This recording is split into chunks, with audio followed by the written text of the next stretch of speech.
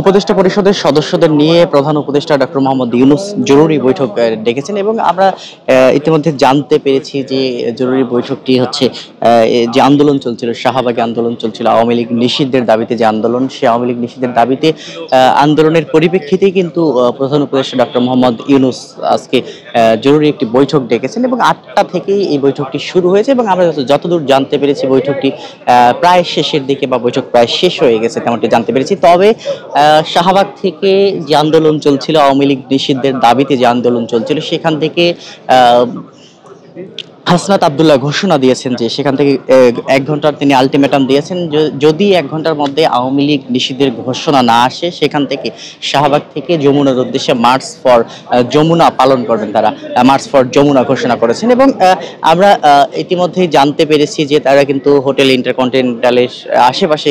অবস্থান নিয়েছে। শাহবাগ থেকে চলে এসে হোটেল ইন্টারকন্টিনেন্টালের পাশে তারা অবস্থান করছেন এবং এই যে পরিস্থিতি, এই পরিস্থিতি মোকাবেলায় এবং আইন শৃঙ্খলা রক্ষার্থে কিন্তু সেনাবাহিনী মোতায়েন করা হয়েছে। কিছুক্ষণ আগে কিন্তু এখানে সেনাবাহিনী সদস্যদের মোতায়েন ছিল না, তবে কিছুক্ষণ আগেই তাদেরকে নিয়ে আসা হয়েছে এবং আমরা দেখেছিলাম যে সন্ধ্যার পর থেকে শুধুমাত্র এখানে পুলিশ সদস্য এবং র্যাবের কিছু সদস্য মোতায়েন ছিল এবং এপিবিএনের সদস্য মোতায়েন ছিল। তবে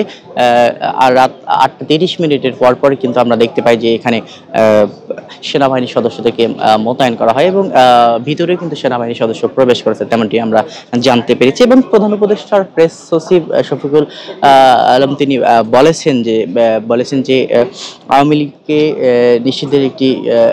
মূলত আওয়ামী লীগ নিষিদ্ধের দাবিতে আইসিটি অ্যাক্টের মাধ্যমে আওয়ামী লীগ নিষিদ্ধ করা যায় কিনা বা আওয়ামী লীগ নিষিদ্ধ হবে কিনা এই বিষয়ে কিন্তু প্রধান উপদেষ্টা জরুরি বৈঠক ডেকেছেন, তেমনটি কিন্তু আমরা বিভিন্ন মাধ্যমে জানতে পেরেছি। বৈঠক প্রায় শেষ। আপনাদেরকে যদি বলি, এই মুহূর্তে যমুনার যদি অবস্থা দেখাই, পুরো এলাকার একদম নিরাপত্তার চাদরে ঢেকে ফেলা হয়েছে। পুলিশের পাশাপাশি সেনাবাহিনীর সদস্যরা মোতায়েন রয়েছে, অতিরিক্ত সেনাবাহিনীর সদস্যরা। এবং আমরা যতদূর জানতে পেরেছি যে এর পাশেই, যমুনার পাশে হোটেল ইন্টারকন্টিনেন্টালের সামনে হাসনাত আব্দুল্লাহ থেকে শুরু করে বৈষম্য বিরোধী ছাত্র আন্দোলন এবং জাতীয় নাগরিক পার্টি থেকে শুরু করে বিভিন্ন রাজনৈতিক দলের নেতাকর্মীরা আওয়ামী লীগ নিষিদ্ধের দাবিতে কিন্তু তারা সেখানে অবস্থান করছেন এবং এখানে যমুনার পরিস্থিতি কিন্তু যদি বলি, এই মুহূর্তে একদম নিরাপত্তার চাদরে পুরো এলাকা ঢেকে ফেলা হয়েছে, তেমনটি কিন্তু আমরা দেখতে পাচ্ছি।